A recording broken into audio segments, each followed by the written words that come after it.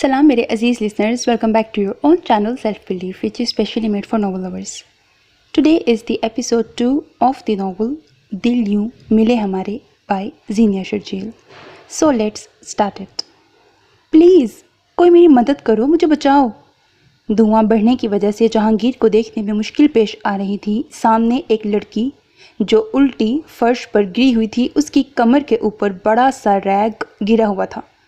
वो यकीनन जहांगीर को ही पुकार रही थी। जहांगीर भागता हुआ उसके पास पहुंचा। तुम आ गए, अब जल्दी से मुझे बचा लो। आगोल जहांगीर को देखकर ऐसे बोली जैसे उसकी जहांगीर से काफ़ी अच्छी दोस्ती रही हो, जबकि जहांगीर उस बदमजाज और मगरूर लड़की के मीठे लहजे पर गौर करने की बजाय उस रैक को हटाने लगा जिसके नीचे उसका आधा धड़ दबा हुआ था। रैक में मौजूद कील में आगोल की शर्ट फंसी हुई थी। जहांगीर ने झुककर दोनों हाथों से रैक हटाया तो आगोल की शर्ट फट गई। बेहुदा इंसान, तमीज़ है तुम में या नहीं? आगे नीचे करो फौरन अपनी। वो बदतमीज़ इंसान आगोल की शर्ट फाड़ चुका था। अभी वो उठ भी नहीं पाई थी कि जहांगीर की नज़रें देखती हुई चीख कर बोली, ओए तमीज़ से बात करो, तुम्हें यहाँ बचाने के लिए आया हूँ, एहसान मानो मेरा। अगर ज़्यादा बकबक की तो दोबारा इस रैक के नीचे दबाकर वापस चला जाऊँगा। जहांगीर सारी शराफत बलाए ताक रखता हुआ उससे बोला और अपनी जैकेट उतार कर उस लड़की पर फेंकी जो अपनी ज़बान के जौहर दिखाने का कोई मौका नहीं गंवाती थी। आगोल बहुत मुश्किल से बगैर किसी सहारे के उठकर खड़ी हुई थी। अब वो जैकेट पहनती हुई जहांगीर को देख रही थी जो नीचे जाने की बजाय सेकंड फ्लोर की तरफ सीढ़ियाँ बढ़ता हुआ भारी भरकम सामान हटाता ऊपर जाने का रास्ता बना रहा था। उस फ्लोर की शॉप्स को भी आग लपेट में ले चुकी थी। आग मज़ीद तेज़ी से बढ़ रही थी। आगोल को आंखों में और नाक में धुआं बढ़ता हुआ महसूस हो रहा था। वो मुसलसल खांस रही थी। बामुश्किल जहांगीर के पास आई क्योंकि उससे चला भी नहीं जा रहा था। उसका सीधा पाँव बुरी तरह ज़ख्मी हो चुका था। जल्दी से यहाँ से निकलो, मैं बिल्कुल भी मरना नहीं चाहती। आगोल रोती हुई जहांगीर का बाजू पकड़कर बोली। वो हर तरफ आग देखकर खौफज़दा थी। जहांगीर ने एक नज़र उसके रोते हुए चेहरे पर डाली। उसका हाथ पकड़कर ऊपर सीढ़ियों की तरफ बढ़ने लगा। बाहर जाने का रास्ता नीचे फ्लोर पर है। आगोल ने रोते हुए उसकी मालूमात में इजाफा करने की कोशिश की थी। लहजा भी सख्त नहीं था और उसे बेवकूफ़ कहने की गलती तो बिल्कुल भी नहीं कर सकती थी। अगर नीचे से जाएंगे तो सीख कबाब बन जाएंगे। नीचे पूरे फ्लोर पर आग फैल चुकी है और बाहर निकलने का रास्ता बंद हो चुका है। क्या तुम थोड़ा तेज़ नहीं चल सकती? जहांगीर उसके रोने से चिढ़ता हुआ बोला था। नहीं, मैं बिल्कुल तेज़ नहीं चल सकती, मेरा पाँव बहुत दर्द कर रहा है, प्लीज़ मुझे उठा लो। इतनी टेंशन ज़्यादा सिचुएशन में उस लड़की की अनोखी फरमाइश पर जहांगीर ने घूर कर उसे देखा। अब जहांगीर को समझ में आया वो आग के डर के साथ साथ अपने पाँव में दर्द की वजह से भी रो रही थी। पाँव जख्मी हुआ है, टूटा नहीं है, आराम से खुद ही चलो। जहांगीर उस मलका आलिया को देखता हुआ बोला। वो यहाँ उसकी हेल्प करने के लिए आया था और वो लड़की उसे अपना नौकर ही समझ बैठी थी। अब जहांगीर उसका हाथ छोड़कर बाजू पकड़ चुका था। ए लड़की, जल्दी चलो।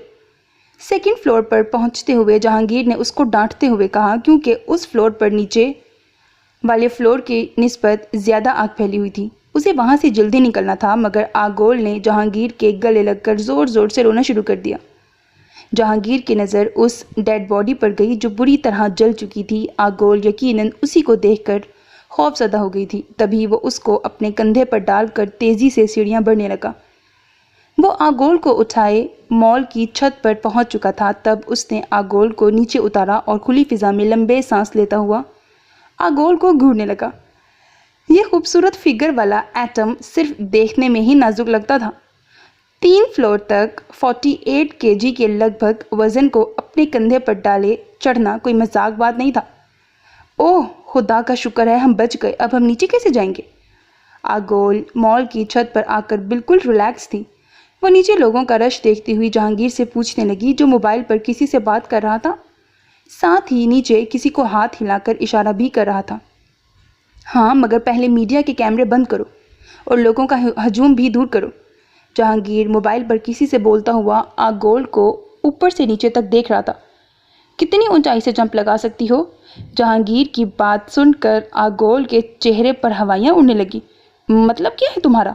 हमें यहाँ 5 मंजिला से नीचे जंप लगानी होगी? आगोल घबराती हुई जहांगीर का चेहरा देखने के बाद अब नीचे देखने लगी, जहाँ पर बड़े से पैराशूट की चादर को खोला जा रहा था। यही ऑप्शन है। फायर ब्रिगेड की गाड़ी तो अभी तक नहीं पहुंची। जहांगीर कंधे उचकाकर नॉर्मल अंदाज में बोला, नहीं नहीं, मैं ऐसे कैसे? छोड़ो मुझे, तुम पागल हो चुकी हो। मैं पागल नहीं हूँ। आगोल नफ़ी में सर हिलाती हुई पीछे हटने लगी। तभी जहांगीर ने उसकी बात सुने बगैर उसके दोनों बाजू पकड़े। अब वो उसके नखरे बर्दाश्त किए बगैर उसे खींचकर दीवार तक लाया। खुद दीवार के ऊपर अच्छी तरह पांव जमाने के बाद वो उसको बाजू से पकड़कर ऊपर खींचता हुआ दीवार पर खड़ा कर चुका था। मुझे अपने आप से बहुत मोहब्बत है, मैं बिल्कुल मरना नहीं चाहती। आगोल ने नीचे देखते हुए चीखें मारकर कहा, अगर नीचे पहुंचकर तुम बच गई तो मैं तुम्हारा गला दबाकर तुम्हें मार डालूंगा। अब मेरे कान पर मत चीखना। जहांगीर ने उसका हाथ मजबूती से पकड़ते हुए छलांग लगाने से पहले आगोल को वार्निंग दी थी। आगोल ने जोर से अपनी आंखें बंद की थी। उसे खबर नहीं थी कि वो चीखी या नहीं चीखी, मगर उसे लग रहा था कि आज उसकी ज़िंदगी का आखिरी दिन है। हवा के ज़ोर से अब उसका दिल बंद होने लगा। उसे लगा ज़मीन उसे अपनी तरफ नीचे खींच रही है। साथ ही उसे अपना पूरा वजूद हल्का फुल्का महसूस हुआ, मगर उसके हाथ पर जहांगीर के हाथ की गिरफ्त सख्त थी, जिसे वो महसूस कर सकती थी। धप से वो पैराशूट के ऊपर गिरी। साथ उसके गिरने के एक और बार आवाज़ आई। अब ज़ोर ज़ोर से तालियां और सीटियां बजने की आवाज़ें सुनाई दी, जिस पर आगोल ने आंखें खोलीं। वो दोनों शायद पूरी आवाम के सामने मरकज़े निगाह थे। जहांगीर उसके चेहरे पर घबराहट और खौफ देखकर पुलिस वालों से कहता हुआ पब्लिक और मीडिया वालों को दूर हटाता हुआ आगोल का हाथ पकड़कर उसे पुलिस वैन की तरफ लेकर आया, जहां ज़्यादा रश नहीं था। ओ स्वीटी, थैंक गॉड तुम इतने सही सलामत हो। मैं तो कब से तुम्हें ढूंढ रहा था। जहांगीर ने मुड़कर देखा। लोगों के हजूम में से निकलकर वही लड़का जिसके साथ वो मगरूर और बददमाग लड़की को देख चुका था, उन दोनों के पास आया। सैफ़ी। आगोल जहांगीर से अपना हाथ छुड़ाकर उसकी तरफ बढ़ी। प्लीज़ भाई को यहाँ पर फ़ोन करके बुलाओ जल्दी। वो लड़की उसकी जैकेट पहने शायद अब भी खौफ के हिसार में थी। वो रोती हुई उस लड़के से बोल रही थी। जहांगीर उन दोनों पर एक निगाह डालकर वहाँ से जाने लगा। तब उस बच्चे के वालिदैन जहांगीर के पास आकर उसका शुक्रिया अदा करने लगे, जिस बच्चे की जान जहांगीर ने थोड़ी देर पहले बचाई थी। कोई फिक्र है आपको हमारी? कुछ एहसास है आपको मेरा और दी जान का? अगर हो जाता आपको कुछ तो हमारा क्या होता? दी जान जब जहांगीर की अच्छी खासी खबर लेने के बाद नमाज अदा करने के लिए गई तो ऐना न्यूज़ चैनल की आवाज़ बंद करती हुई जहांगीर की क्लास लेना स्टार्ट कर चुकी थी। न्यूज़ चैनल पर बार बार एक लड़की और बच्चे की जान बचाने का क्लिप चलाकर एक बहादुर अफसर के कारनामे को सराहा जा रहा था। यार क्या हो गया है तुम्हें और दी जान को? ये सब मेरी जॉब का हिस्सा है। जहांगीर रिमोट उठाकर स्क्रीन ऑफ करता हुआ बोला, क्योंकि जब तक न्यूज़ चैनल लगा रहता उन दोनों ख़वातीन का भी टेप मुसलसल चलता रहता। अब उसे मालूम था पूरा महीना दी जान दिन रात उसका हिफाजती हसार खींचकर आयतें पढ़ पढ़ कर उस पर फूंकती रहेंगी और उसकी जान का सदका देने का भी सिलसिला दोबारा चल निकलेगा, क्योंकि चंद दिनों पहले ही बंद हुआ था। वो आपकी ड्यूटी आवर्स नहीं थे जिसमें आप अपनी जान मुश्किल में डालकर हीरो बनते हुए सबकी जान बचा रहे थे। ऐना उसके कफ फोल्ड करती हुई डिटोल में डूबी हुई रुई से उसका बाजू साफ करती बोली। जहांगीर को तो ये भी याद नहीं था कि ये चोट उसको कब लगी, शायद उस लड़की पर से वो भारी रैक हटाते हुए। ड्यूटी आवर्स नहीं थे, मगर इंसानियत भी तो कोई चीज़ होती है ना। मैं पूरी कैलकुलेशन करके ही अंदर गया था। 20 मिनट से पहले किसी भी तरह वहाँ से बाहर निकलना था। जहांगीर सोफे पर नीम दराज होकर दोनों पाँव सामने टेबल पर रखता हुआ अपनी छोटी बहन को मुतमईन करने लगा, जो कि उसके बराबर में बैठी हुई उसके हाथ पर बैंडेज कर रही थी। नाम क्या है वैसे उस लड़की का? कुछ देखी देखी सी लग रही है। ऐना जहांगीर को देखती हुई पूछने लगी। मैं वहाँ उसकी हेल्प करने गया था, उसका नाम जानने नहीं। अगर जहांगीर ऐना को ये बता देता कि वो तुम्हारी यूनी में ही पढ़ती है तो ऐना बिला वजह उसका रिकॉर्ड लगाना शुरू कर देती और दी जान को ये बात लाजमी बताती कि दाल में कुछ काला है, और दी जान को एक बार फिर उसकी शादी करना याद आ जाता। अरे आपने उसकी जान बचाई? उसने आपको अपना नाम तो बताया होगा या आपका नाम तो पूछा होगा? ऐना हैरत का इजहार करती हुई जहांगीर को देखकर बोली। ایسی کوئی کہانی نہیں ہوئی اینا، زیادہ دماغ مت کھاؤ اب، جہانگیر سیریس ہو کر بولا کیونکہ وہ اس ٹاپک کو ختم کرنا چاہتا تھا۔ اس لڑکی میں تو مروت نام کی کوئی چیز نہیں تھی۔ جب جان پر بنی ہوئی تھی تو کس طرح کہہ رہی تھی کہ مجھے گود میں اٹھا لو، اور جب جان بچ گئی تو کیسے اپنا ہاتھ چھڑوا کر اس لڑکے کے ساتھ چلی گئی۔ اسکرین پر فیس تو کلیئر نہیں آیا مگر لگ رہا ہے خوبصورت سی ہوگی۔ کیوں؟ اینا نے لقمہ دیتے ہوئے جہانگیر کی رائے لینی چاہی۔ معلوم نہیں یار، میں نے زیادہ غور سے نہیں دیکھا، جہانگیر اس کا خوبصورت چہرہ یاد کرتا ہوا بولا۔ چہرے کی خوبصورتی، زبان کی کڑوی، جہانگیر دل میں سوچتا ہوا خود سے مخاطب ہوا، کیا بات کر رہے ہیں بھائی؟ اتنی خوبصورت لڑکی کو اتنے قریب سے دیکھا، اس کی جان بچائی، پھر بھی غور سے نہیں دیکھا کہ وہ خوبصورت ہے کہ نہیں؟ میں مان ہی نہیں سکتی۔ اینا کی بات سن کر جہانگیر گھور کر اس کو دیکھنے لگا۔ کیا سمجھ رکھا ہے تم نے اپنے بھائی کو؟ کوئی نظر باز ہوں میں؟ چھچھورا یا لفنگا ٹائپ انسان ہوں جو لڑکیوں پر غور و فکر کروں گا؟ اور یہ بڑے بھائی سے اس طرح بات کی جاتی ہے؟ چلو فوراً اٹھو، اسٹرانگ سی چائے بنا کر لاؤ میرے لیے۔ جہانگیر اس کو اچھی طرح گھرکتا ہوا بولا تو اینا منہ پھلا کر صوفے سے اٹھی اور کمرے سے باہر نکلنے لگی، مگر پھر پلٹ کر جہانگیر کی طرف دیکھ کر مسکرائی۔ میرا بھائی چھچھورا یا لفنگا ٹائپ کا انسان نہیں ہو سکتا، مگر وہ اتنا بدذوق بھی نہیں ہو سکتا۔ آپ چاہے مجھے کتنا ہی ڈانٹ لیں، میں ابھی بھی نہیں ماننے والی کہ آپ نے اس لڑکی کو غور سے نہیں دیکھا ہوگا۔ اینا بولتی ہوئی کمرے سے باہر نکل گئی اور اس کے پیچھے جہانگیر مسکرانے لگا۔ اینا نے ٹھیک کہا تھا، وہ اتنا بدذوق ہرگز نہیں تھا، اور اس کی قریب کی نظر تو دور کی نظر سے 10 گنا زیادہ تیز تھی۔ وہ لڑکی بھی بلا شبہ بہت خوبصورت تھی، مگر اس کے ٹائپ کی ہرگز نہیں تھی۔ جہانگیر لاشعوری طور پر آگول کے بارے میں سوچنے لگا۔ اسے وہ منظر یاد آنے لگا جب وہ لڑکی ڈر کر اس کے گلے لگی تھی۔ فرسٹ ٹائم اس کی لائف میں کوئی لڑکی یوں ایک دم اس کے گلے لگی تھی، پھر ہارٹ بیٹ کو تو ایک دم سے تیز ہونا ہی تھا، اور فرسٹ ٹائم اس نے کسی لڑکی کو اس طرح اٹھایا تھا، دماغ کو تو بوکھلاہٹ کا شکار ہونا ہی تھا۔ نیچے کی طرف جمپ لگاتے ہوئے اس نے بے حد مضبوطی سے اس لڑکی کا ہاتھ تھامے رکھا تھا، دل اور دماغ میں یہ بات بٹھاتے ہوئے کہ یہ ہاتھ اس کو بالکل نہیں چھوڑنا ہے۔ اس نے وہ ہاتھ چھوڑا بھی نہیں، بلکہ اس کے گھبرائے ہوئے چہرے کو دیکھ کر ہجوم اور رش میں سے اس لڑکی کو نکالتا ہوا دور لے گیا۔ پھر اس لڑکی نے خود اپنا ہاتھ جہانگیر سے چھڑا لیا۔ کس کو سوچ رہا ہوں میں؟ اس کو تو ایک بار بھی میرا خیال نہیں آیا ہوگا۔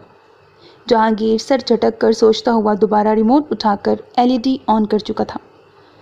ہفتے بھر سے وہ مکمل بیڈ ریسٹ پر تھی۔ اس کے اوپر ریگ گرنے سے نہ صرف اس کا پاؤں بری طرح سوج چکا تھا بلکہ کمر میں بھی شدید پین تھا، وہ پیپر بھی نہیں دے پائی تھی۔ اس دن روحان وہاں پہنچ کر آگول کو گھر لے آیا تھا، مگر اس کے بعد منصور اور روحان دونوں سے اس کو کافی ڈانٹ پڑی تھی۔ اس پر پابندی لگا دی گئی تھی کہ اب وہ بغیر ڈرائیور کے کہیں اکیلے کار لے کر نہیں نکلے گی۔ اپنے آپ کو نیوز چینل پر دیکھ کر وہ صرف بے بسی کا اظہار کر سکتی تھی۔ یہ بات اسے نیوز سے ہی معلوم ہوئی تھی کہ اس کی جان بچانے والا وہ بدتمیز انسان ایک پولیس آفیسر ہے۔ جبھی اس نے بہادری سے بغیر ڈرے 5th فلور سے جمپ لگائی تھی، آگول نے اپنی کلائی دیکھی جسے اس نے بہت مضبوطی سے تھامے رکھا تھا، مگر جمپ لگاتے ہوئے آگول کو یہ احساس رہا کہ وہ اس کی کلائی ہرگز نہیں چھوڑے گا۔ آگول لاشعوری طور پر اسے سوچنے لگی، بلکہ ہفتے بھر سے وہ اسے ایسے ہی سوچ رہی تھی اور پھر خود اپنی سوچ کو جھٹک دیتی اور اپنے آپ کو ہی ملامت کرتی تھی۔ بے شک وہ کانفیڈنٹ تھا، بہادر تھا، مگر اس کی لکس ہیرو والی ہرگز نہیں تھی۔ اچھی ہائٹ سے کیا ہوتا ہے، رنگ تو اس کا سانولا تھا نا۔ اس کو بچپن سے ہی سانولے سلونے لوگ بالکل پسند نہیں تھے، مگر اس آفیسر کے نقش اچھے تھے، خاص طور پر اس کی بڑی بڑی آنکھیں۔ وہ بہت پرکشش تھا اور جس سنجیدہ انداز میں وہ دیکھتا تھا، آگول دل ہی دل میں ایک بار پھر اس کو سوچنے لگی۔ باڈی فٹ تھی، ویسے لگ رہا تھا کہ وہ اپنی فٹنس کا خیال رکھتا ہوگا، اور بال بھی اچھے تھے، گھنے، سلکی۔ کیا ہوتا اگر کلر بھی اس کا وائٹ ہوتا؟ آگول افسوس سے سوچنے لگی۔ اف، کس بدتمیز انسان کو سوچ رہی ہوں میں، جس طرح کا وہ ایٹیٹیوڈ رکھتا تھا اس سے تو میں یاد بھی نہیں ہوں گی۔ اچھا ہوا جو میں اس کی جیکٹ زاہدہ کو دے دی تھی۔ کیا رویہ رکھا تھا اس بدتمیز نے، بات تو ایسے کر رہا تھا جیسے مجھ پر احسان کر رہا ہو۔ معلوم نہیں آخر غرور کس چیز کا ہے اس میں۔ وہ ایک دفعہ پھر تصور میں جہانگیر کا چہرہ لاتے ہوئے خود سے مخاطب ہوئی۔ تبھی اس کے موبائل پر سیفی کی کال آنے لگی۔ بولو کیا کہنا چاہتے ہو؟ آگول احسان کرنے والے انداز میں کال ریسیو کرتی ہوئی سیفی سے بولی، سویٹی کب تک ناراض رہو گی یار؟ قسم کھا کے کہتا ہوں میں وہاں دیوانوں کی طرح تمہیں ڈھونڈ رہا تھا۔ جب تم نظر نہیں آئی تو میں مال سے باہر نکل گیا یہ سوچ کر کہ تم مجھے باہر مل جاؤ گی، اور جب تم باہر مجھے نہیں ملی تو میں واپس جانے لگا تھا مال میں، مگر وہاں موجود پولیس اور گارڈز نے مجھے مال کے اندر جانے نہیں دیا۔ تمہیں معلوم ہے اس وقت میری کیا حالت تھی؟ جان پر بنی ہوئی تھی اس وقت میری، اور تمہیں سلامت دیکھ کر تو میں نے کتنا شکر ادا کیا خدا کا۔ شروع میں تو آگول سیفی کی کال ریسیو ہی نہیں کر رہی تھی۔ کل جب وہ میسج پر اسے قسمیں دینے پر آیا اور وائس میسیجز پر اس کی رونے کی آواز سنی جس میں وہ ریکویسٹ کر رہا تھا کہ صرف ایک بار اس کی بات سن لے، تب آگول نے اس کی کال ریسیو کی تھی۔ سیفی، جب تم اپنی جان بچا کر مال سے بھاگ رہے تھے تب میں نے تمہیں پکارا تھا اور تم نے مجھے دیکھا بھی، مگر تم میرے پاس آنے کی بجائے دم دبا کر وہاں سے بھاگ گئے تھے۔ آگول ایک ایک لفظ چبا کر اس کو بولی، ایسا ہو سکتا ہے آگول میں تمہیں دیکھوں اور تمہارے پاس نہ آؤں؟ تم میری محبت پر شک کر رہی ہو؟ مجھے تو یاد ہی نہیں پڑ رہا یہ کب کی بات ہے جو تم مجھے بتا رہی ہو۔ سیفی رونے والے انداز میں بولا۔ سیفی، لڑکیوں کی طرح رونا بند کرو پلیز، آگول بیزاری ظاہر کرتی ہوئی اس سے بولی۔ میں روؤں گا اور تب تک روؤں گا جب تک تمہیں میرا یقین نہیں آ جاتا۔ سویٹی، تم زندگی ہو میری، پلیز یار میرا بلیو کرو، میں سچ کہہ رہا ہوں۔ تم بتاؤ میں تمہیں کیسے اپنا یقین دلاؤں؟ آگول کو لگا جیسے کہ سیفی اس کی ناراضگی سے پریشان ہو گیا ہے۔ اوکے، یقین دلانے کی ضرورت نہیں ہے، اب فون رکھو، سر میں درد ہو رہا ہے میرے، آگول اکتاتی ہوئی سیفی سے بولی اور ایک دو باتیں کر کے کال کاٹ دی کیونکہ سیفی کو بھی اندازہ ہو گیا آگول اس سے ناراضگی ختم کر چکی تھی، اسی لیے وہ کال رکھ چکا تھا۔ سیفی سے بات کرنے کے بعد وہ بیڈ سے اٹھ کر آئینے کے سامنے کھڑی ہو کر اپنا جائزہ لینے لگی۔ اس وقت وہ ڈھیلے ڈھالے سے ٹراؤزرز اور بنیان نما ٹاپ میں بے حد رف حلیے میں تھی۔ ہلکا سا کیا لکھا ہوا ہے؟ ہلکا سا لیفٹ سائڈ موو کر کے، افلا اردو میں لکھا ہوا ہے، پھر رائٹ سائڈ موو کر کے اپنی کمر کا شیپ دیکھنے لگی۔ پھر اسے کچھ تسلی ہوئی۔ روم کا دروازہ کھلا تو آگول نے پلٹ کر آنے والے کو دیکھا۔ یہ اس وقت سنیکس کیوں لے کر آئی ہو تم کھانے میں؟ ڈاکٹر نے مجھے 15 دنوں تک ایکسرسائز کے لیے منع کیا ہے، میں پورا ویک بیڈ پر موجود ہوں، چل نہیں پا رہی ہوں، اور تم مجھے یہ آئلی چیزیں کھلا کر بیبی ایلیفنٹ جیسا بنانا چاہتی ہو؟ کس اسٹوپڈ نے کہا تم سے یہ لانے کو؟ آگول زاہدہ کو دیکھتی ہوئی ڈانٹ کر بولی، یہ تو فاطمہ میم کے کہنے پر لے کر آئی تھی آپ کے لیے، انہوں نے کہا کہ آپ نے صبح بھی بریک فاسٹ نہیں کیا تھا، میں آپ کے لیے کچھ ہیوی سا لے کر جاؤں۔ زاہدہ اپنی صفائی دیتی ہوئی آگول کو صحیح بات بتانے لگی۔ تمہارے کہنے کا مطلب ہے کہ مما اسٹوپڈ ہے؟ او گاڈ، تم مما کو اسٹوپڈ بول رہی ہو، وہ بھی میرے منہ پر؟ تمہیں ذرا بھی شرم نہیں آتی زاہدہ؟ تم نوکر ہونے کے باوجود ایسی زبان چلا رہی ہو۔ آگول اسے آنکھیں دکھاتے ہوئے اس کی کلاس لینے لگی۔ میم، میرا وہ مطلب نہیں تھا، آپ قسم لے لیں، میں تو صرف آپ کو بتا رہی تھی کہ یہ میں میم فاطمہ کے کہنے پر لائی ہوں۔ زاہدہ گھبرا گئی۔ شٹ اپ زاہدہ، صفائی مت دو مجھے، اور فوراً میرے کمرے سے نکلو، فروٹس لے کر آؤ میرے لیے۔ آگول اسے حکم دیتی ہوئی بولی تو زاہدہ فوراً کمرے سے باہر چلی گئی۔ آگول اپنے نازک ہاتھوں سے اپنی کن پٹی دبانے لگی۔ اس ایس پی کا شکریہ ادا کر دیا تم نے جس نے تمہاری آگول کی جان بچائی تھی؟ منصور آفس میں اپنی ٹیبل پر موجود تھا۔ روم کے ایک سائڈ پر صوفے پر بیٹھے ہوئے روحان سے پوچھنے لگا۔ روحان نے لیپ ٹاپ کی اسکرین سے نظر اٹھا کر منصور کو دیکھا۔ اس کی نظروں میں سر تاثر تھا۔ یوں ٹکے ٹکے کے لوگوں کا شکریہ ادا کرنے کا فالتو ٹائم نہیں ہے میرے پاس ڈیڈی۔ روحان بولتا ہوا دوبارہ لیپ ٹاپ میں مگن ہو گیا۔ پورے 10 سال بعد اس نے جیڈی کو دیکھا تھا۔ وہ ایک نظر میں ہی اس کو پہچان چکا تھا۔ اسے آج بھی جہانگیر عرف جیڈی پر اتنا ہی غصہ اور چڑ تھی جتنی کالج کے دور میں رہی تھی۔ لاسٹ فائٹ میں اس کمینے انسان کے پنچ سے اس کا گال 3 دن تک سوجا رہا تھا۔ یہ مت بھولو اس ٹکے کے آفیسر نے تمہاری بہن کی جان بچائی ہے۔ میں شہر سے باہر تھا ورنہ خود جا کر اس کا شکریہ ادا کر دیتا۔ منصور روحان کو دیکھتا ہوا بولا، آپ کو کیا ضرورت ہے بھلا اسپیشل شکریہ ادا کرنے کی؟ اگر آگول کی جان بچائی ہے تو کوئی احسان نہیں کیا ہے، فرض ادا کیا ہے اس نے اپنی ڈیوٹی کا۔ خیر، ٹائم ملا تو میں شکریہ ادا کر دوں گا، آپ ٹینشن نہ لیں۔ روحان اپنی نظریں اسکرین سے ہٹائے بغیر ٹالنے والے انداز میں بولا تاکہ منصور مطمئن ہو جائے۔ لفظ شکریہ، یہ تو جیڈی کو قیامت تک ادا کرنا نہیں چاہتا تھا، چاہے وہ زندگی میں اس پر کتنا ہی بڑا احسان کیوں نہ کرتے۔ پرسوں شپ پر کوئی پارٹی ہے، کچھ ارینجمنٹ کروانے کا آرڈر دیا ہے تم نے؟ منصور کی بات سن کر ایک بار پھر اس نے اسکرین سے نظر ہٹا کر منصور کو دیکھا، مگر اب کی بار اس کے چہرے پر نرم تاثر تھا۔ پرسوں کا دن کسی کے لیے بہت خاص ہے ڈیڈی، اور اس کے خاص دن کو میں مزید خاص بنانا چاہتا ہوں، مگر اپنے انداز سے۔ منصور سے بات کرتے ہوئے روحان کے لب مسکرائے۔ پچھلے 1 ماہ سے وہ صرف اینا سے ڈیلی 1 گھنٹہ رات کو بات کرتا تھا۔ نہ اس نے کبھی اینا سے ملنے کی خواہش ظاہر کی تھی، نہ ہی اس سے اس کی تصویریں مانگی تھی، نہ ہی موبائل پر کوئی ناجائز مطالبہ کیا تھا، نہ ہی کوئی الٹی سیدھی فرمائش کی تھی۔ مگر کل وہ اینا کو بول چکا تھا کہ وہ اس کا برتھ ڈے سیلیبریٹ کرنا چاہتا ہے، اپنی مرضی کی جگہ پر، اپنے انداز میں۔ وہ اینا کے ساتھ چند گھنٹے گزارنا چاہتا تھا، جس کے لیے اینا بالکل تیار نہیں تھی۔ کل رات موبائل پر بات کرتے ہوئے آخر تک اس کی بحث دونوں کی چلتی رہی، اور یہ ان کی پہلی بحث تھی۔ اینا اسے کسی طور پر ملنے کے لیے تیار نہیں تھی، اور اس خاص انسان سے ہمیں کب مل پا رہے ہو؟ منصور نے بیٹے کے چہرے پر چھائی ہوئی رونق کے ساتھ اس کی مسکراہٹ کو دیکھ کر پوچھا۔ بہت جلد ڈیڈی، اس کے پیپر ختم ہونے کا ویٹ کر رہا تھا، روحان نے مسکراتے ہوئے منصور کو بتایا۔ منصور روحان کی خوشی میں خوش تھا، اور اس طبقاتی فرق کو وہ اتنی ویلیو نہیں دیتا تھا جتنا فاطمہ اور اس کے بچے دیتے تھے۔ اگر اینا اچھی پڑھی لکھی فیملی سے تعلق رکھتی تھی تو روحان کی خواہش ناجائز نہیں تھی جو وہ پوری نہ کرتا۔ سر، آپ کے لیے فون ہے، انسپکٹر شکیل جہانگیر کے پاس آتا ہوا بولا۔ کس کا فون ہے؟ جہانگیر نے فائل سے نظریں ہٹاتے شکیل سے پوچھا۔ سر، وہ شخص اپنا نام نہیں بتا رہا، کہہ رہا ہے صرف ایس پی جہانگیر سے ہی بات کرے گا۔ شکیل کے جواب پر جہانگیر نے سر اٹھا کر اسے دیکھا۔ کال ٹریس کرو فوراً۔ جہانگیر شکیل سے بولتا ہوا اپنی چیئر سے اٹھا اور کمرے سے باہر آیا۔ یس، جہانگیر اسپیکنگ، وہ ریسیور کان سے لگاتا ہوا بولا۔ ایس پی جہانگیر، مجھے آپ کو کچھ خاص بتانا ہے۔ آپ کے پرسنل نمبر پر کال نہیں کر سکتا تھا، وہ میرے لیے رسکی ہوتا۔ ریسیور سے آواز ابھری۔ وہ شخص تھوڑا گھبرایا ہوا تھا۔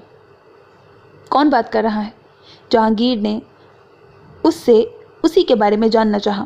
معذرت، میں آپ کو اپنا نام ہرگز نہیں بتا سکتا، بس یوں سمجھ لیں آپ کا خیر خواہ ہوں۔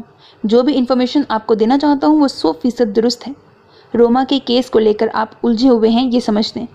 اس کے متعلق آپ کو سارے شواہد ہوٹل ال کنگ میں ملیں گے۔ لائن کٹ چکی تھی، یا شاید اس نے فون رکھ دیا تھا۔ جہانگیر نے ریسیور کان سے ہٹا کر واپس کریڈل پر رکھا اور شکیل کو آواز لگائی۔ سر، ریلوے اسٹیشن کے پاس پی سی او سے کال کی گئی تھی۔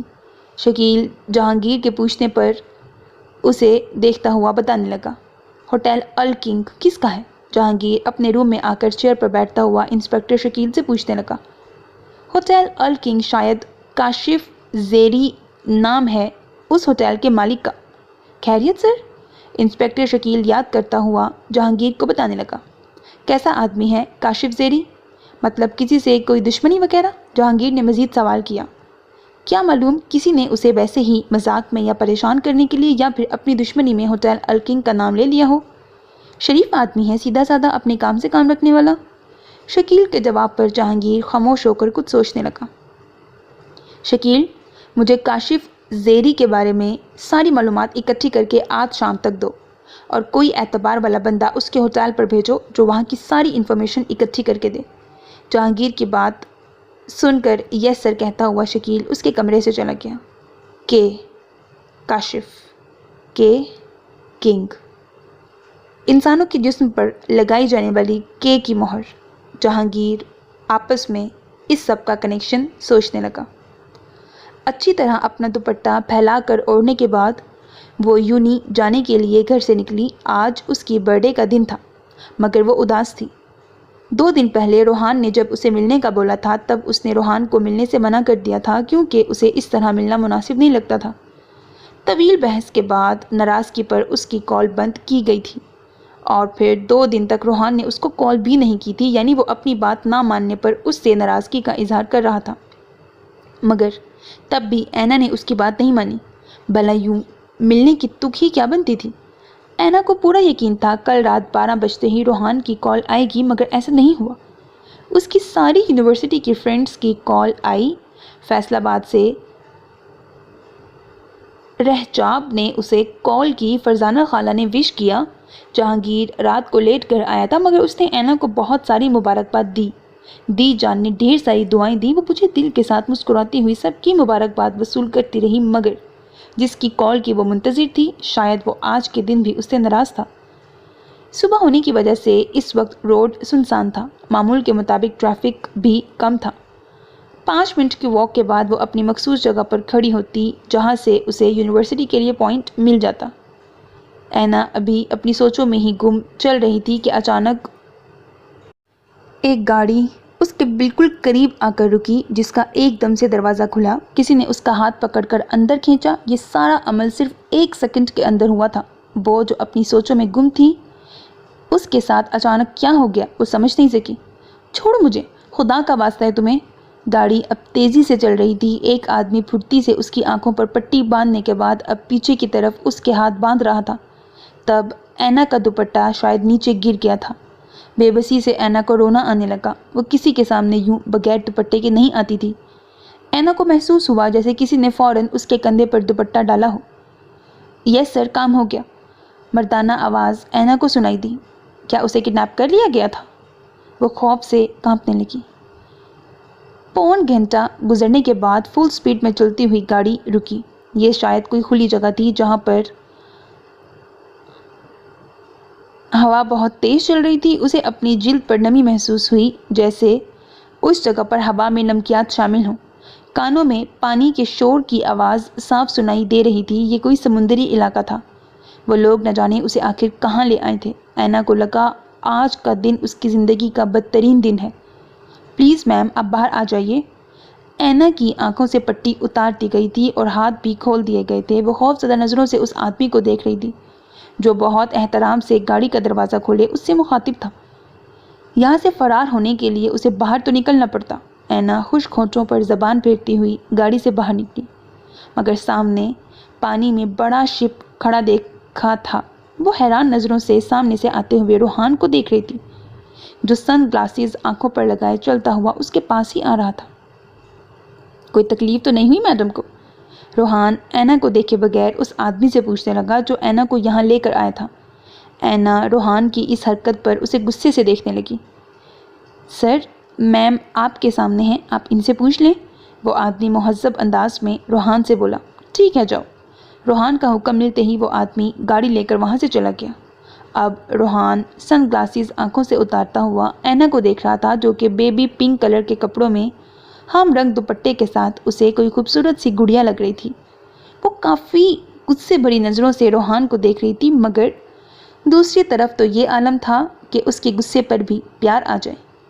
بہت غصہ آ رہا ہے مجھ پر۔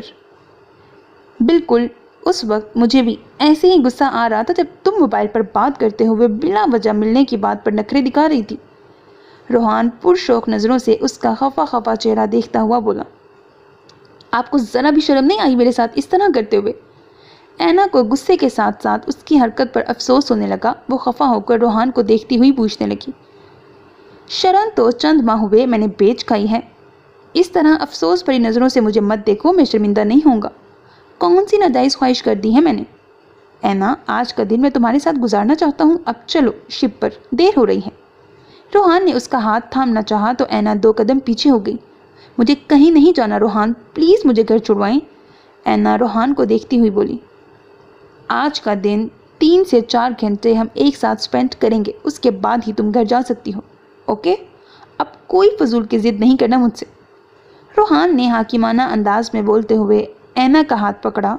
وہ اس کی ناراضگی کی پرواہ کیے بغیر شپ کی سیڑھیاں چڑھنے میں اسے مدد دینے لگا۔ اینا نے شپ کے اندر قدم رکھا تو شپ کو وائٹ اور پنک کلر کے پھولوں سے ڈیکوریٹ کیا ہوا تھا۔ شپ کے سینٹر میں ایک چھوٹا سا ٹیبل اور 2 چیئرز موجود تھیں۔ انجن چلنے پر زوردار ہارن بجنے کی آواز آئی۔ شپ سٹارٹ ہو چکی تھی۔ روحان اینا کا ہاتھ تھامے اسے ٹیبل تک لایا اور اس کے لیے چیئر کھسکائی۔ اینا کے بیٹھنے کے بعد وہ خود بھی سامنے والی چیئر پر بیٹھ گیا۔ اینا نیچی نگاہیں جھکائے خاموش بیٹھی تھی اور روحان فرصت سے اس کا چہرہ دیکھنے میں مصروف تھا۔ ابھی بھی ناراض ہو مجھ سے؟ کافی دیر روحان اس کو یوں ہی دیکھتا رہا، پھر ایک دم اینا سے پوچھنے لگا، آپ نے جو آج حرکت کی ہے اس پر ناراض ہونا ہی بنتا ہے۔ آپ خود بتائیں کہ نہیں ہونا چاہیے مجھے ناراض؟ اینا نظریں اٹھا کر اسے دیکھتی ہوئی پوچھنے لگی، بالکل بھی نہیں ہونا چاہیے ناراض۔ وہ اینا کی آنکھوں میں آنکھیں ڈالے فوراً بولا، یہ صحیح نہیں ہے روحان، اس طرح ملنا مناسب نہیں لگتا۔ اینا روحان سے شکوہ کرتی ہوئی بولی، کیا صحیح نہیں ہے؟ تمہارا برتھ ڈے منانا صحیح نہیں ہے؟ اس میں کیا غلط ہے بولو؟ اینا میں آج کے دن تمہارا برتھ ڈے تمہارے ساتھ اچھے انداز میں سیلیبریٹ کرنا چاہتا ہوں، اور اگر تم ناراض ہو کر سارا وقت ایسے ہی گزار دو گی تو یہ صحیح نہیں ہوگا۔ روحان اب سنجیدگی سے اسے دیکھتا ہوا بولا، تو آپ منا لیں مجھے، منانا نہیں آتا آپ کو؟ اینا کے منہ سے بے ساختہ نکلا۔ اب روحان کے چہرے سے نظریں ہٹائے پانی کا تیز بہاؤ وہ دیکھ رہی تھی جس پر شپ چل رہی تھی۔ بہت سارے طریقوں سے منانا آتا ہے، مگر جو طریقہ منانے کا مجھے پسند ہے اس پر تم لازمی ناراض ہو کر یہی کہو گی کہ یہ صحیح نہیں ہے روحان۔ روحان شرارت سے اینا کو دیکھتا ہوا بولا۔ اس کی بات سن کر اینا نظریں جھکا گئی۔ روحان نے بہت غور سے اس کا چہرہ دیکھا۔ سفید رنگ ایک دم اس کے کپڑوں کے رنگ جیسا گلابی ہوا، پھر سرخی اس کے چہرے پر اتر آئی۔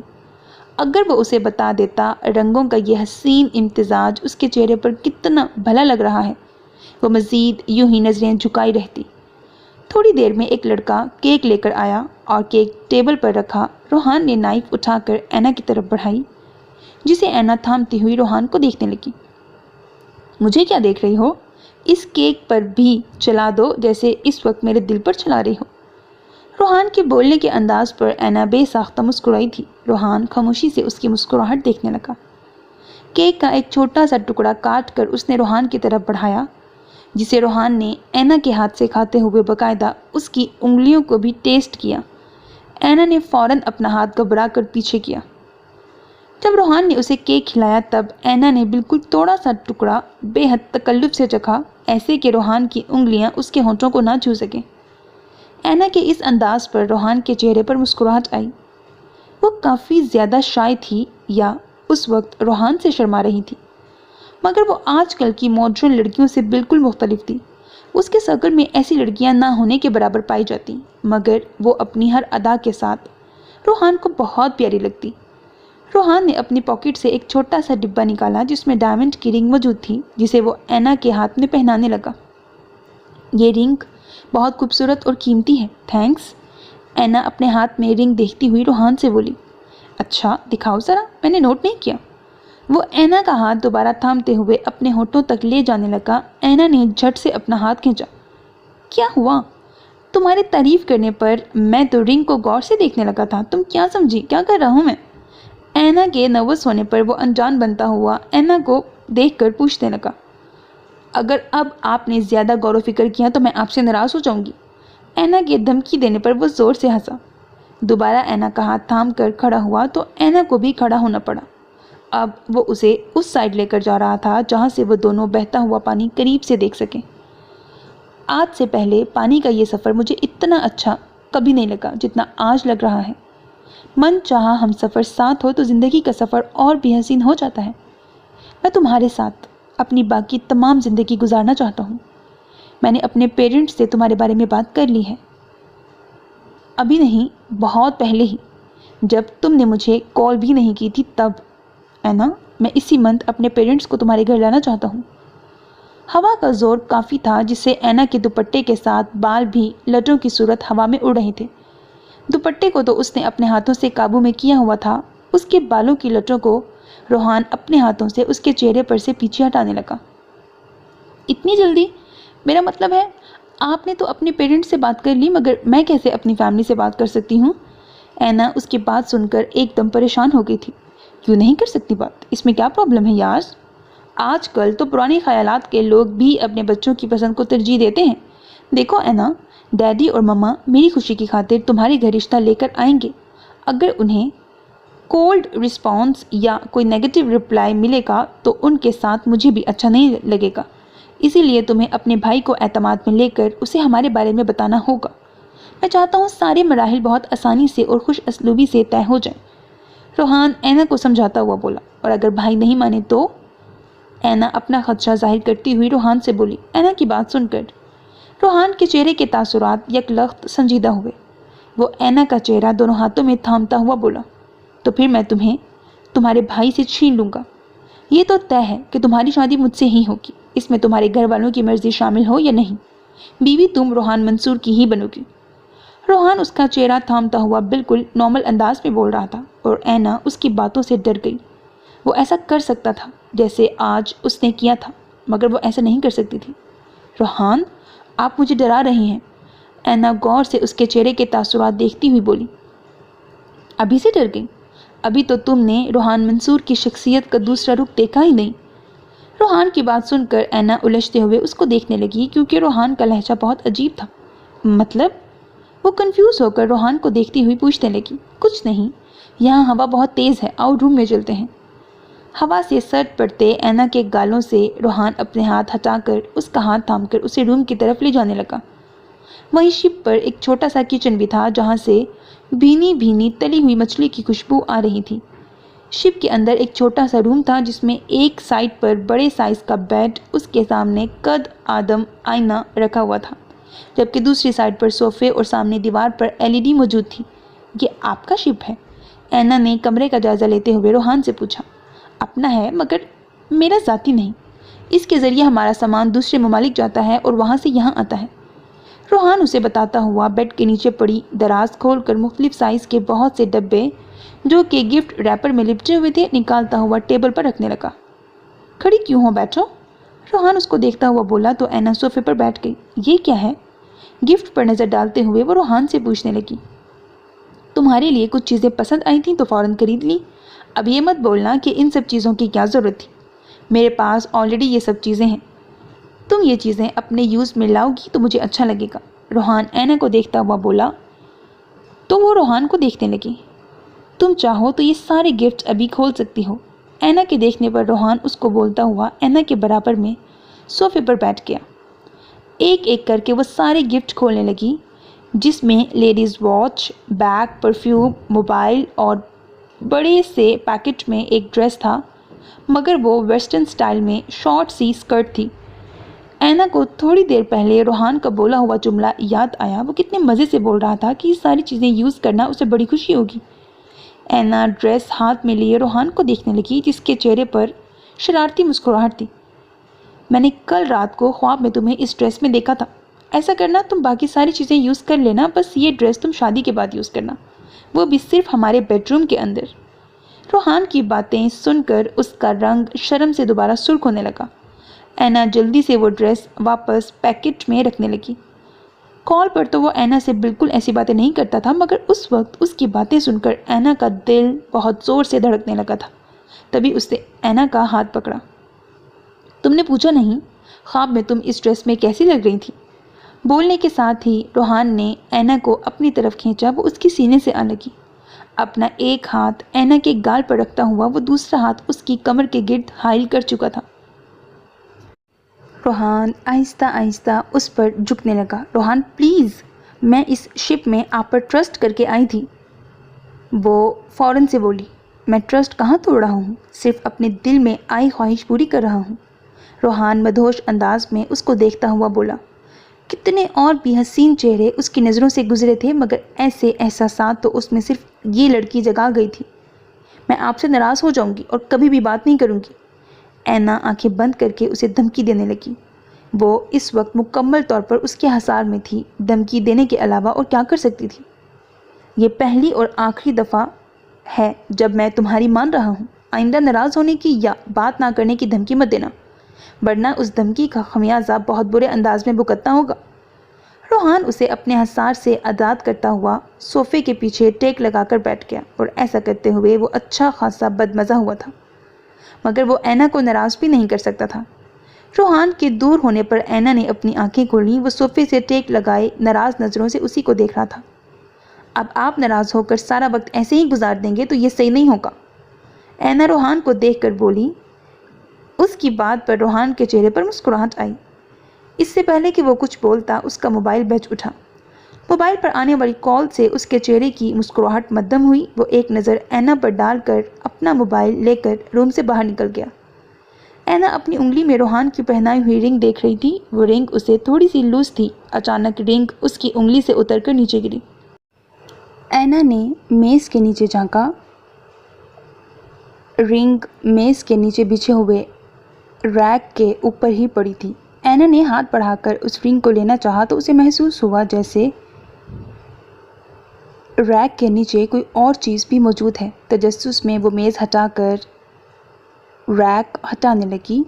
وہ کوئی ہینڈل تھا جسے پکڑ کر لکڑی کا تختہ ہٹایا جا سکتا تھا۔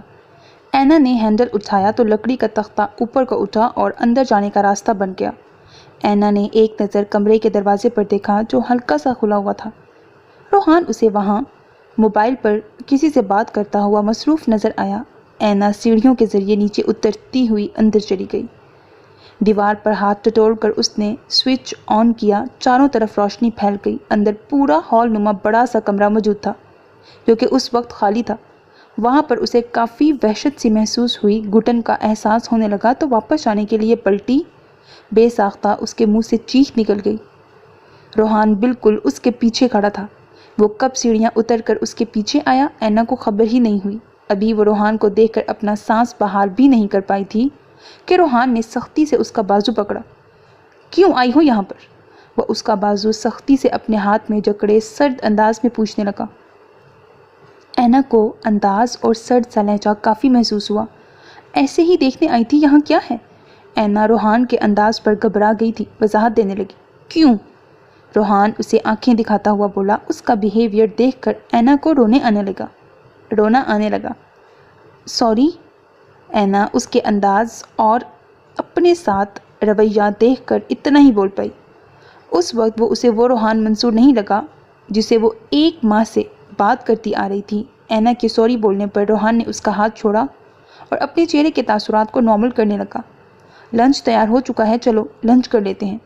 اب کی بار وہ نرمی سے بولا اور سیڑھیوں کی طرف اینا کو اشارہ کیا۔ اینا خاموشی سے سیڑھیاں چڑھنے لگی۔ روحان پورے ہال میں ایک نظر ڈال کر خود بھی سیڑھیاں چڑھنے لگا۔ ہے سویٹی، میں تمہارا ہی ویٹ کر رہا تھا، آؤ پلیز۔ آگول کا پاؤں کل ہی ٹھیک ہوا تھا اور وہ ٹھیک سے چلنے کے قابل ہوئی تھی۔ سیفی کی لاکھ منتیں کرنے اور التجائیں سننے کے بعد وہ سیفی سے ملنے کے لیے یونیورسٹی کے بعد ڈرائیور کو گھر رخصت کرتی ہوئی ہوٹل الکنگ پہنچی تھی جہاں سیفی اسے چند دنوں سے ملنے کی فرمائش کر رہا تھا۔ سیفی ہوٹل کی لابی میں ہی اس کا ویٹ کر رہا تھا۔ آگول کو اپنے پیچھے آنے کا بول کر وہ خود لفٹ کی طرف جانے لگا۔ یہ روم کیوں بک کروایا ہے تم نے؟ تمہیں تو کوئی ضروری بات کرنی تھی نا سیفی؟ جلدی کہو، میں لیٹ ہو رہی ہوں، مجھے گھر بھی جانا ہے۔ وہ آگول کو ہوٹل کے روم میں لے کر آیا تو آگول بیزار ہوتی ہوئی اس سے کہنے لگی، گھر بھی چلی جانا، اتنی جلدی کیا ہے؟ ضروری باتیں یہی بتانی تھیں کہ بہت زیادہ محبت کرنے لگا ہوں میں تم سے۔ اب تم سے دور رہنے کا تصور بہت برا لگتا ہے۔ سیفی آگول کے دونوں ہاتھوں کو تھام کر بولا، یہ بتانے کے لیے تم مجھے یہاں لے کر آئے ہو؟ یہ سب تم مجھے پہلے بھی بتا چکے ہو۔ آگول اس سے اپنا ہاتھ چھڑواتی ہوئی چڑ کر بولی اور روم سے باہر جانے کے لیے مڑی۔ تب سیفی نے دوبارہ اس کا ہاتھ پکڑا۔ صرف یہ بتانے کے لیے یہاں نہیں بلایا بلکہ آج تمہیں اپنا بنانے کے لیے یہاں بلایا ہے آگول۔ اب یہ دوری مجھ سے بالکل برداشت نہیں ہوتی۔ میں آج کے دن تمہارے اور اپنے بیچ سارے فاصلے مٹا دینا چاہتا ہوں۔ سیفی نے بولتے ہوئے آگول کو اپنی باہوں میں لینا چاہا۔ آگول نے اس سے اپنا بازو چھڑوا کر زوردار تھپڑ اس کے منہ پر رسید کر دیا۔ تمہاری ہمت کیسے ہوئی یہ ساری بکواس کرنے کی؟ سمجھ کے کیا رکھا ہے تم نے مجھے؟ آگول کو اس پر غصہ آیا تو وہ سیفی پر بگڑتی ہوئی بولی، کم آن سویٹی، یو مڈل کلاس لڑکیوں کی طرح نخرے دکھانا بند کرو۔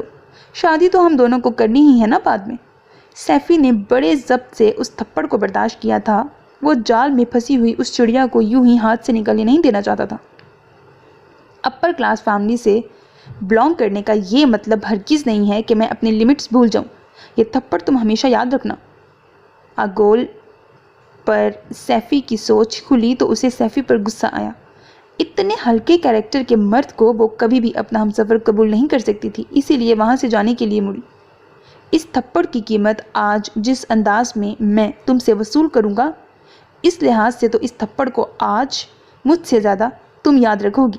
نہ صرف یاد رکھو گی بلکہ پچھتاؤ گی۔ दरवाजे पर पहुंचने से पहले वो आगोल को खींचता हुआ बेड तक लेकर आया और बेड पर धक्का दिया। सैफी बेड की तरफ बढ़ा। इससे पहले वो आगोल को काबू करता, उसने अपने कंधे पर से हैंड बैग खींचकर उसके मुंह पर दे मारा। बैग से लटकती हुई की चेन ने सैफी के गाल पर निशान छोड़ा था। रुक, अब मैं तुझे अच्छी तरह बताता हूँ। सैफी बोलता हुआ शराफत का चोला उतार चुका था। उसने आगोल को बालों से खींचकर बेड से उठाया। ये सब क्या है इंस्पेक्टर? आप ऐसे कैसे पुलिस की नफरी के साथ होटल के अंदर दाखिल हो सकते हैं? अल किंग होटल का मैनेजर इंस्पेक्टर शकील को देखता हुआ बोला। चेकिंग के ऑर्डर्स हैं हमारे पास मिस्टर। तुम लोग ऊपर फ्लोर की रूम्स की तलाशी लो और तुम लोग यहीं नीचे की तलाशी लो। कोई शक व शुबहात वाली चीज़ नज़र आए तो फ़ौरन मुझे इन्फॉर्म करो। इंस्पेक्टर शकील अपनी टीम को 2 हिस्सों में बांटता हुआ बोला। 1 मिनट इंस्पेक्टर साहब, ये कोई छोटा मोटा होटल नहीं है, इसका एक स्टैंडर्ड है। आप इसकी यूँ तलाशी नहीं ले सकते। वैसे भी इस होटल के मालिक मिस्टर काशिफ ज़ेरी इस वक्त शहर में मौजूद नहीं हैं। आप उनकी गैर मौजूदगी में उनके होटल की तलाशी नहीं ले सकते। मैनेजर ने अपनी जॉब निभाते हुए इंस्पेक्टर शकील को दोबारा मुखातिब किया। मैनेजर साहब, हम यहाँ पर बगैर सर्च वारंट के नहीं आए हैं। कानून की इतनी लिखत पढ़त तो आप भी जानते होंगे। अब की बार अगर आपने हमारे काम में मुदाखलत की तो आपको भी ज़ेरे हिरासत ले लिया जाएगा। लिहाजा हमें हमारा काम इत्मीनान से करने दीजिए। इंस्पेक्टर शकील के बोलने पर मैनेजर खामोश हो गया। जैसे ही सैफी ने आगोल के बालों को मुट्ठी में जकड़कर उठाया, आगोल ने अपने बाल छुड़वाने की कोशिश करने की बजाय साइड टेबल पर रखा हुआ गुलदान उठाया और खींचकर सैफी के सर पर दे मारा। वो अपना सर पकड़कर दर्द से बिलबिला उठा। मौके से फ़ायदा उठाती हुई आगोल अपना बैग वहीं छोड़कर तेज़ी से बाहर निकली, मगर रूम के अंदर ही उसके पाँव की एक सैंडल उतर गई, जिसे वहीं छोड़कर वो आंसू साफ करती हुई बाहर की तरफ भागी थी। लिफ्ट की बजाय वो सीढ़ियों से नीचे उतरने लगी, तब उसकी दूसरी सैंडल भी उतर गई, जिसे वहीं छोड़कर वो सीढ़ियों से उतरती हुई सीधा होटल से बाहर निकलने लगी। मुझे सिंड्रेला याद आ गया। रुकिए मैम, अरे मैं आपसे मुखातिब हूँ। आगोल होटल से बाहर निकल रही थी, तब एक शख्स की आवाज़ पर रुकी और पलटकर उसे देखने लगी। जी फरमाइए। वो पुलिस वाला था। आगोल ने बहुत कोशिश की थी कि अपना लहजा नॉर्मल रख सके। क्या आप इस होटल से चेकआउट करके जा रही हैं? शकील उसके बिखरे बाल, घबराए लहजे और बगैर स्लीपर्स के पैरों को देखकर पूछने लगा।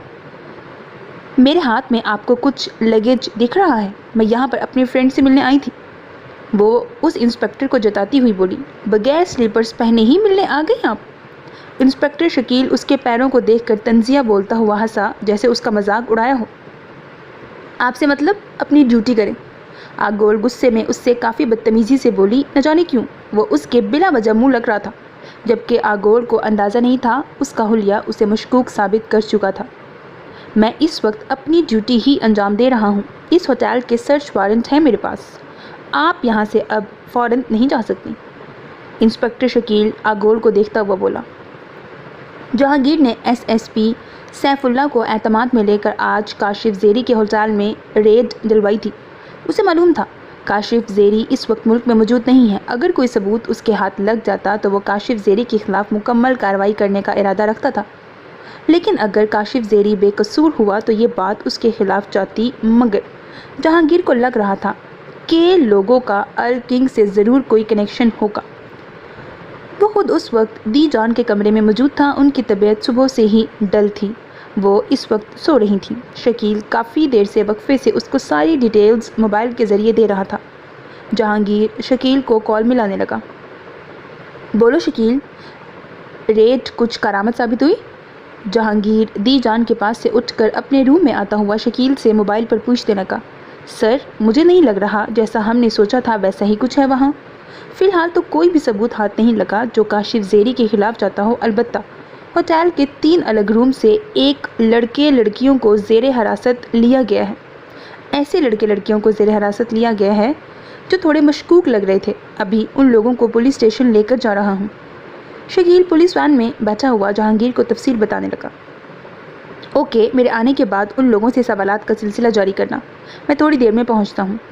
जहांगीर ने कॉल काट कर मोबाइल अपनी पॉकेट में रखा और हाथ में रिस्ट वॉच बांधी। इस वक्त कैजुअल ड्रेसिंग, खाकी पैंट और वाइट कलर की शर्ट में मलबूस था। वो ऐसे ही पुलिस स्टेशन जाने के लिए निकलने लगा, मगर वो उससे पहले ऐना के रूम में जाने लगा ताकि उसे अपने जाने का बता दे। ऐना के रूम में आकर उसका नाम पुकारते हुए जहांगीर ने चारों तरफ नज़र दौड़ाई। ऐना तो उसे नज़र नहीं आई, अलबत्ता चार्ज होते हुए मोबाइल पर उसकी नज़र पड़ी तो वो मोबाइल उठाता हुआ देखने लगा। 3 दिन पहले तक ऐना के पास दूसरा मोबाइल मौजूद था जो 1.5 साल पहले उसने ऐना को लाकर दिया था। फिर ये मोबाइल उसके पास कहाँ से आया? जहांगीर उस मोबाइल को देखता हुआ सोचने लगा, जो कि अच्छा खासा महंगा मोबाइल था। जी भाई, आपने बुलाया? ऐना रूम के अंदर दाखिल होती हुई जहांगीर से पूछने लगी, मगर उसके हाथ में अपना मोबाइल देखकर वो बुरी तरह चौंकी। उसका चौंकना जहांगीर की नज़र से छुप नहीं सका। कहाँ से आया है ये? जहांगीर हाथ में मोबाइल लिए ऐना को देखता हुआ पूछने लगा।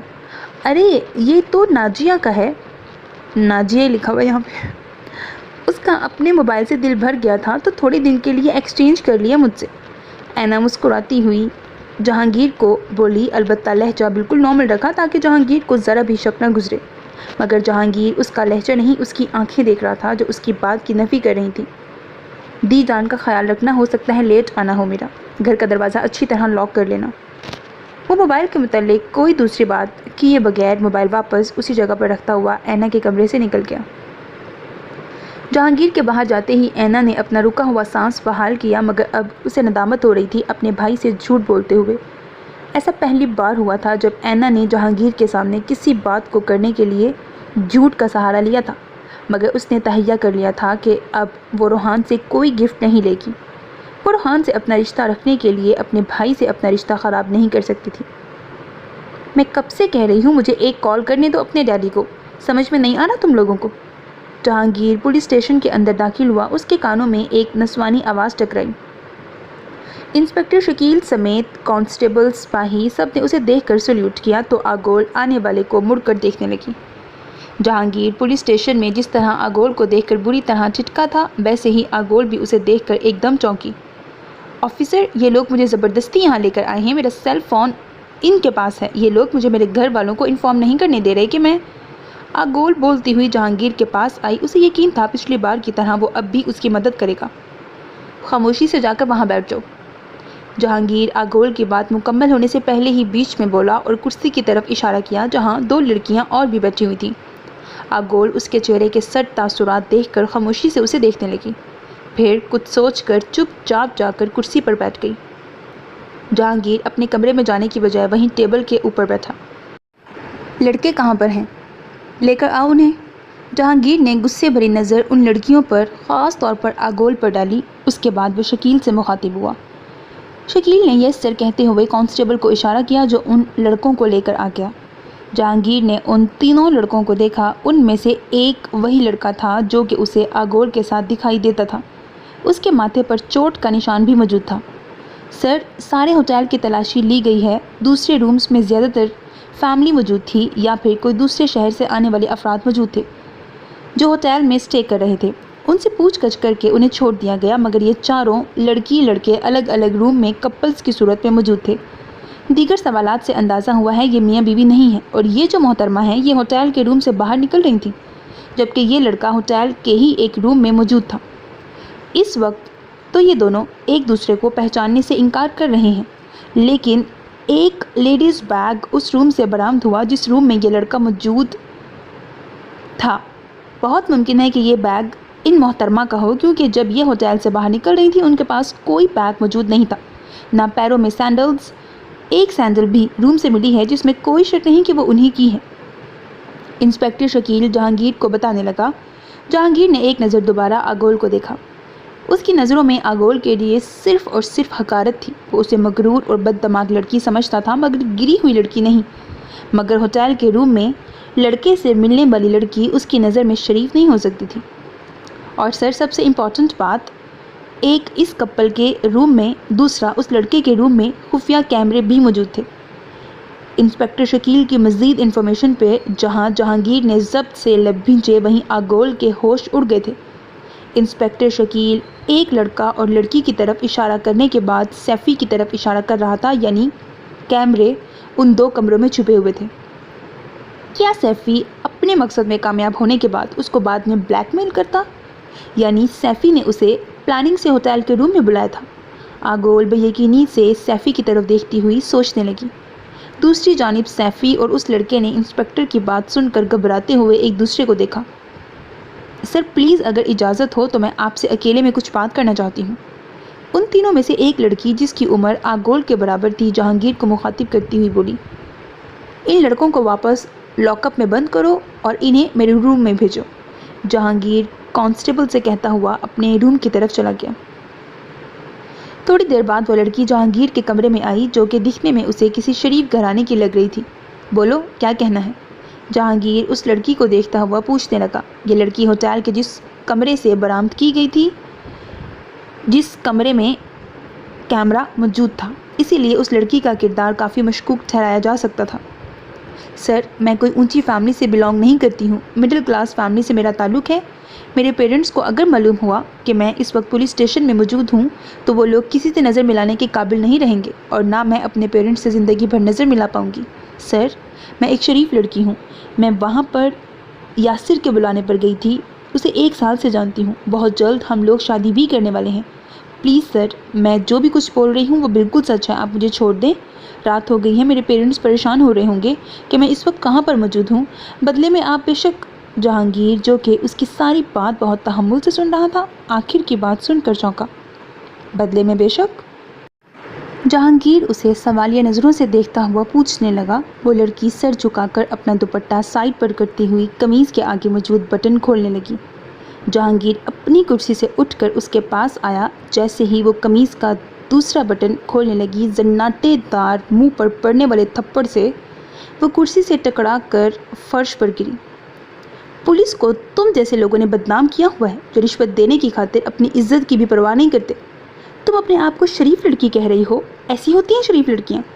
شریف لڑکیوں کی عزت بہت انمول ہوتی ہے، وہ اتنی سستی ہرگز نہیں ہوتی کہ یوں ہر ایک کے سامنے اسے نچھاور کر دے۔ مجھے افسوس ہے، تف ہے تمہارے ماں باپ پر جن کے اعتبار کی پرواہ کیے بغیر تم اس لڑکے سے ملنے گئی۔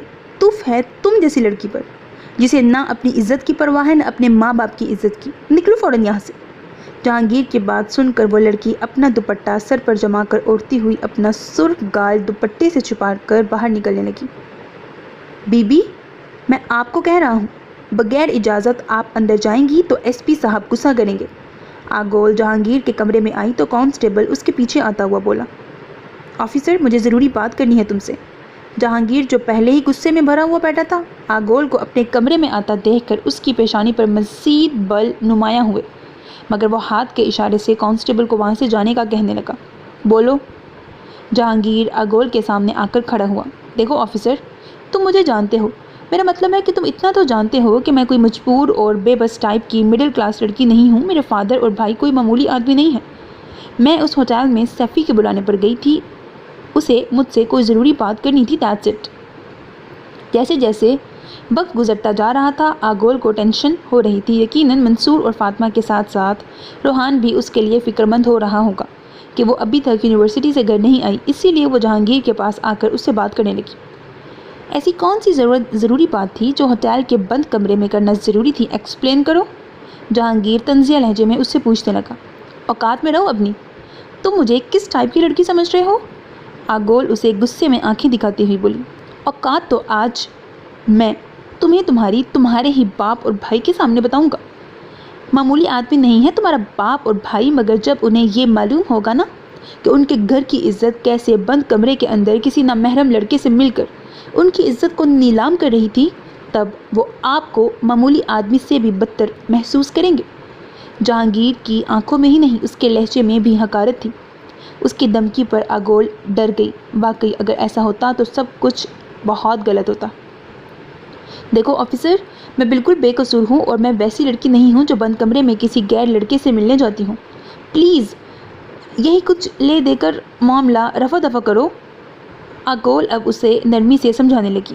اس نے بہت سے لوگوں سے سنا تھا پولیس ایک حد تک ہی ایمانداری دکھاتی ہے، اسی لیے آگول نے اپنے سامنے کھڑے آفیسر کو پیسوں کی آفر کر دی تاکہ وہ اس کی جان چھوڑ دے اور یہ بات کسی بھی طرح منصور اور روحان تک نہ پہنچے۔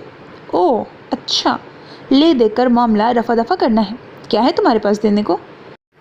जहांगीर कदम बढ़ाता हुआ मज़ीद उसके करीब आया, ऊपर से नीचे तक आगोल का जायज़ा लिया। उसने आज भी जीन्स पर टॉप पहना हुआ था जो काफ़ी चुस्त था। उसकी शर्ट का गला काफ़ी बड़ा था। उसके ऊपर जैकेट लेने का कोई फ़ायदा नहीं था। मेरे बैग में इस वक्त 10,000 की अमाउंट पड़ी है, बाकी की अमाउंट मैं तुम्हें ATM से निकाल कर दे दूँगी, जितनी तुम डिमांड करोगे। जहांगीर की निगाहों को देखकर आगोल अपनी जैकेट के बटन बंद करती हुई उससे बोली। पिछली 2 मुलाकातों में वो उसे इतना कमीना नहीं लगा था। कैसे घूर रहा था वो उसे। डिमांड पैसों की नहीं है, पैसों की बजाय अगर कुछ और दे सकती हो तो डील कर लेते हैं। जहांगीर उसको देखता हुआ बोला। उसकी बात सुनकर आगोल को तो आग लग गई। तुमने समझ क्या रखा है मुझे? मैं कोई बिकाऊ माल लग रही हूँ तुम्हें? जहांगीर की बात सुनकर आगोल आग बगोला होती हुई उस पर चिल्लाई। आवाज़ नीची करो अपनी। ये तुम्हारे बाप का घर नहीं है, पुलिस स्टेशन है, और बिकाऊ माल मैं भी नहीं हूँ जो तुम मुझे यहाँ पैसों की ऑफ़र करने आई हो। रिश्वत देने के जुर्म में अभी अंदर कर दूँ तुम्हें? जहांगीर उससे भी ज़्यादा तेज़ आवाज़ में आगोल पर चीखता हुआ बोला। असलम, इंस्पेक्टर शहनाज और इंस्पेक्टर शकील दोनों को बुलाओ। जहांगीर अपने रूम से बाहर खड़े कांस्टेबल को आवाज़ लगाता हुआ बोला। देख, वो आगोल को ही रहा था जो गुस्से में अभी भी उसको घूर रही थी। बिकाऊ माल नहीं हो तो क्या सोचकर तुमने मुझे ये घटिया ऑफ़र की? वो गुर्राती हुई बोली। लेवल चेक कर रहा था कमीनगी का। बेफिक्र रहो, तुम्हारी जैसी लड़की को मैं अपने मुंह लगाने के लायक नहीं समझता। जहांगीर उसे बोलता हुआ चेयर पर बैठने लगा। अंगूर खट्टे हैं, वो इस्तेहज़ाया हंसती हुई बुड़बुड़ाई। यकीनन ये मुहावरा उसने जहांगीर को सुलगाने के लिए बोला था। आगोल की बुड़बुड़ाहट सुनकर जहांगीर उसके पास आया, बालों को मुट्ठी में जकड़ता हुआ उसका चेहरा ऊपर किया। ये लड़की जब भी उसे मिलती न जाने क्यों गुस्सा दिलाती। ये पुलिस स्टेशन है, यहाँ पर शरीफ लड़कियाँ नहीं आती, और जो लड़कियाँ यहाँ पर लाई जाती हैं जानती हो वो किस सलूक की मुस्तहिक होती हैं? बालों को मुट्ठी में जकड़े सर्द लहजे में जहांगीर आगोल से पूछने लगा। उसके चेहरे के गज़नाक तासुरात देखकर आगोल खामोश रही। लेडी इंस्पेक्टर शहनाज और इंस्पेक्टर शकील के कमरे में आने से पहले वो अपनी कुर्सी पर बैठ चुका था। इंस्पेक्टर शहनाज, इन्हें और बाकी इन दोनों लड़कियों को भी अलग अलग कमरे में ले जाकर सबकी अच्छी तरह चेकिंग करें। जिस्म के किसी भी हिस्से में अगर के लफ्ज़ का टैटू बना हुआ नज़र आए तो मुझे फ़ौरन इन्फॉर्म करें। जहांगीर इंस्पेक्टर शहनाज को हदायत देता हुआ बोला। डिस्कस्टिंग, तुम हद से बढ़ रहे हो। मैं कोई चेकिंग नहीं करवाऊंगी। कोई हाथ तो लगाए, मैं फिर बताती हूँ ज़रा। आगोल ज़ोर से टेबल पर अपने दोनों हाथ मारती हुई जहांगीर को गुस्से में देखकर बोली। इंस्पेक्टर शहनाज, ये स्टिक अपने साथ ले जाएं। चेकिंग के दौरान आपको इसकी ज़रूरत पड़ने वाली है, चाहे कोई क्रिमिनल हो या बड़े बाप की बेटी। कानून सबके लिए यकसा होना चाहिए। कोई भी तलाशी देने से इनकार करे तो बिला झिझक और बेखौफ होकर इस स्टिक का इस्तेमाल करें। जहांगीर टेबल पर रखी हुई स्टिक इंस्पेक्टर शहनाज को थमाता हुआ बोला और हदायत देते हुए ख़ास तौर पर वो आगोल को देख रहा था। चलो बीबी, ये अदाएँ यहाँ काम नहीं आने वाली। आगोल जहांगीर को गुस्से से घूर रही थी, तब लेडी इंस्पेक्टर शहनाज उसका बाजू खींचकर उसे वहाँ से ले गई। शकील, उन तीनों लड़कों की भी तलाशी लो।